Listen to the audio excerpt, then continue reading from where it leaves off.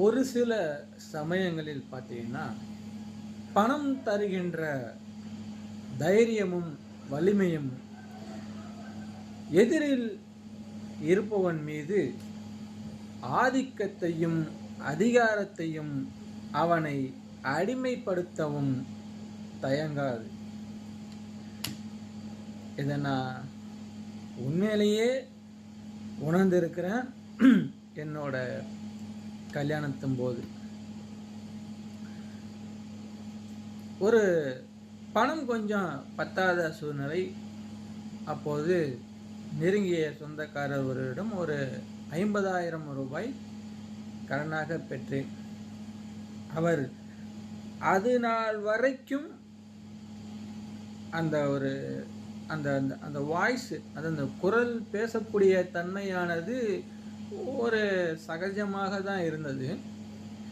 அந்த பணத்தை நாங்கள் வாங்கினதுக்கு அப்புறம், இப்போ நான் முன்னாடி சொன்னேன் இல்லையா, அந்த பணம் தருகின்ற அந்த வலிமையும் தைரியமும் அப்படிங்கும்போது அவருக்கு ஏதோ உள்ளுக்குள்ள ஒரு மாதிரி ஒரு எண்ணம், ஒரு பூரிப்பு. ஆஹா, நம்ம கிட்ட கையேந்திட்டாங்கடா, அப்போ நம்ம பணம் நம்ம கிட்ட நிறைய இருக்குது தான் போல, அப்போ நம்ம பணக்காரன் ஆயிட்டம் போல. அதனால அந்த பொருளானது அப்படியே மாறுது. ஒரு விதமான அதிகாரத்தையும் என்னமோ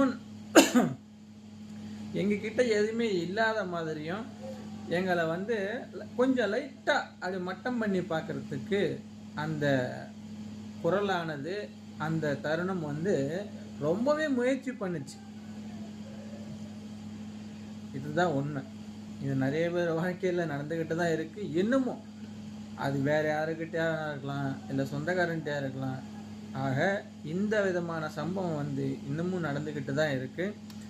பணம் தருகின்ற அந்த தைரியமும் வலிமையும் எதிரில் இருப்பவன் மீது ஆதிக்கத்தையும் அதிகாரத்தையும் அவனை அடிமைப்படுத்தவும் தயங்காது.